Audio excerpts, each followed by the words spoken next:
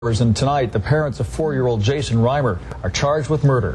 Colleen and Stan Reimer were both indicted by a grand jury today. Their son Jason died last month from environmental heat stress after being left in that vehicle for 17 hours. The Reimers are charged with second-degree murder as well as child abuse and neglect. They're also charged with child abuse and neglect for 4 of Jason's siblings.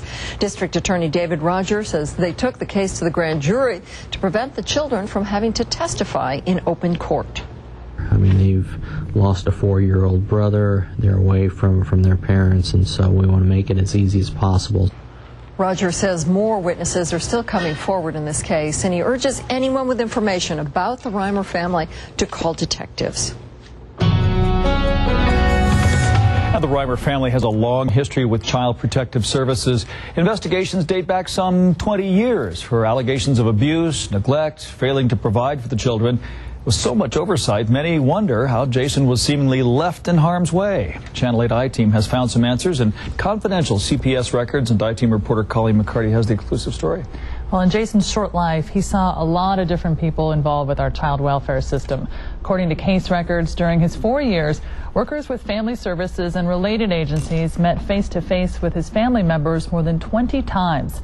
In the final entry closing the last case before Jason's death, the caseworker writes, quote, "It is highly likely that future reports will be made on this family." Yes, I found my son dead in my car. Colleen Reimer reveals no emotion as she explains the circumstances surrounding her son's death. I guess nobody got him out of the car. So he's been left in the car since yesterday at 3 in the afternoon?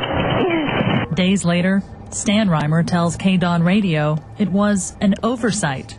His 4-year-old son Jason forgotten in the family's SUV for 17 hours. You do everything perfectly for 21 years, and all of a sudden you get this disaster that happens. Confidential Child Protective Services records obtained by the I-Team suggest the Reimer family was far from perfect. Allegations of abuse, neglect, and failure to provide for the children spanned 2 decades. In February of 2007, CPS investigated 2 reports against the family. According to the caseworker's notes, Stan Reimer believed his own daughter made the call. In front of their father, some of the children tell the caseworker, quote, "Sometimes he spanks with a paddle." Reimer himself explains he has the right to hit his children as long as he does not leave any marks. In subsequent private interviews, the kids tell the same story. One describes a 4-foot wooden paddle. Another tells the caseworker he gets hit 7 times when his dad is, quote, really, really mad. A third child refuses to speak with investigators entirely because he says his dad told him not to. According to these documents, the Reimer children aren't the only ones who face threats from their father. During that 3-month investigation in 2007, Reimer contacted the CPS staff 3 times, claiming he'd make their lives a living hell. During the 3rd call, he went so far as to tell a staffer he'd looked up the personal addresses of everyone connected to his case and planned to send the media to their homes. In May of 2007, the caseworker closes the investigation as unsubstantiated. She notes, quote, "It is highly likely that future reports will be made on this family."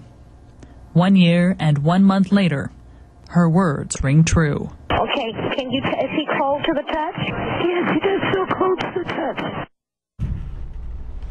So why did the caseworker close the investigation if she believed the issues with the family hadn't been resolved? Why was the case unsubstantiated? And what would it have taken to remove the children from the home? We plan to pose those questions to DFS Director Tom Morton tomorrow, and we'll have his answers for you tomorrow night. And if you'd like to listen to that entire emergency call, it's on our website at lasvegasnow.com. All right, Colleen, thank you.